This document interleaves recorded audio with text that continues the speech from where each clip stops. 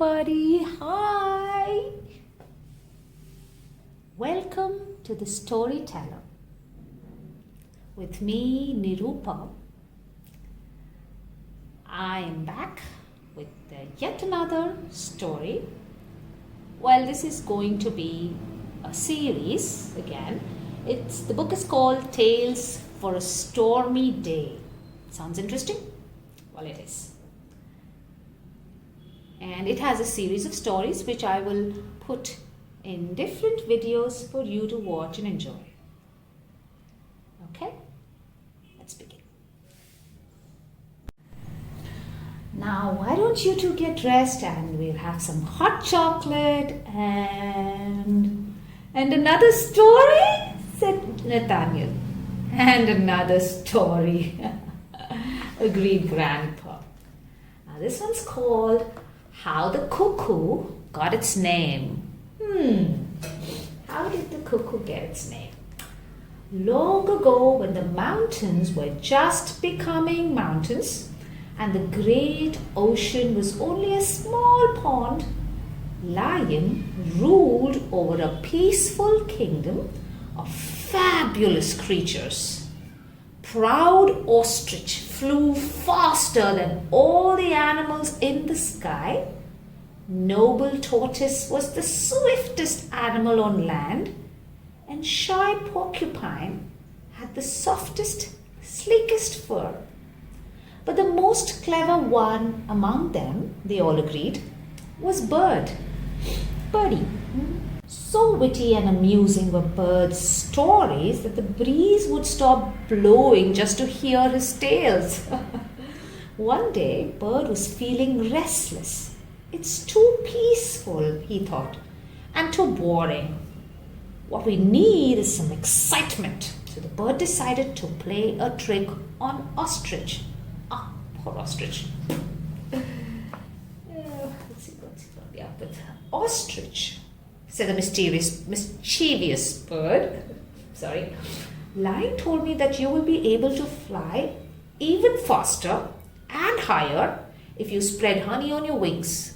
You know, otherwise ostrich now are flightless birds. You do know that, right? Anyway, the vain and foolish ostrich was delighted. He hurried over to a beehive and helped himself to a dollop of honey, which he smeared all over his magnificent wings.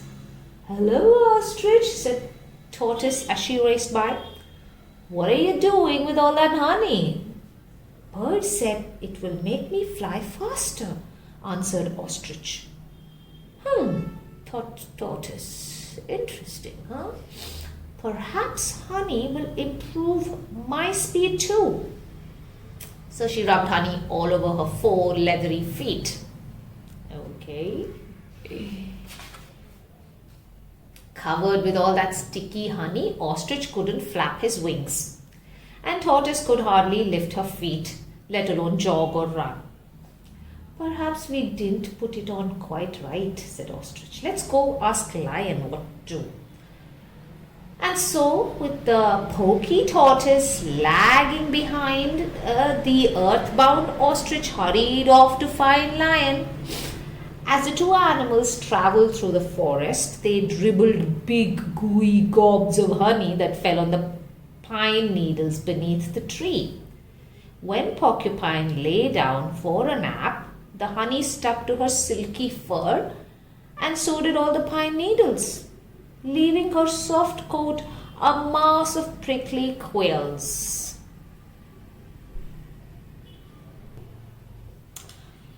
"Oh dear, this isn't right," thought Porcupine upon waking. "I'd better ask Lion what to do." So she lumbered off after Tortoise and Ostrich. Poor creature. The 3 honey-coated animals were a strange sight as they paraded across the plain. By the time they arrived at the lion's lair, they had attracted a huge crowd. Hyena laughed and laughed. Look at him rolling over here. Cock crowed and laughed. Elephant trumpeted. Pig squealed. Monkey chattered from the top of a bar. Kiki, kiki, kiki. And Bird was simply delighted by the pandemonium he had created.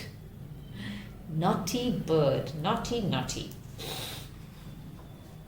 Suddenly, Lion leaped out of his den. "What's all this brouhaha?" he thundered. Then he noticed the strange trio assembled before him. "Is that you under all those spines, Porcupine? Is that you?" asked Lion, gently peering at the bristly beast. "Yes," answered Porcupine. "I lay down to take a nap, and when I woke up, I was covered from head to toe with sticky honey and prickly pine needles." "Oh, who spilled honey all over the forest?" demanded Lion. "Who did it?" Tortoise and Ostrich hung their heads. "We did," they admitted. "Bird said it would make us faster." "Bird!" roared the lion ferociously. "How dare you disturb the peace in our land? Explain yourself!" Bird, who had been thoroughly enjoying the spectacle, gulped. "Explain yourself, Bird!" The others squeaked and chattered, hissed and squawked. "Explain yourself! Explain yourself!" Bird's in trouble. But the frightened and embarrassed Bird tried to speak. He found that his voice was stuck in his throat. "Cuckoo!" he croaked. Gone were the clever stories. Cuckoo! Cuckoo! Gone were the amusing tales. Cuckoo! Cuckoo! Cuckoo! That was all the lying Bird could say. Oh, and from that day to this, Bird has been known as the Cuckoo. And the others, well, silly Ostrich never flew again, but he can outrun almost anyone on land. Tortoise remains sluggish, but she stops and smells the flowers she passes along the way. And that's nice, right? And Porcupine's prickly coat keeps her safe from enemies. As a matter of fact, in spite of the trouble the bird caused, all the animals have lived happily ever after. But not one of them listens to the cuckoo anymore. That's what happens, huh? That is what happens. But it worked out well for the ostrich and the porcupine and the tortoise. Look at her enjoying the little flower. So it worked out well for them. That's interesting, isn't it? Interesting to think how that all worked out. Now, that brings us to the end of the story. We know what happened to the cuckoo and how it worked out for the others. And all's well that ends well.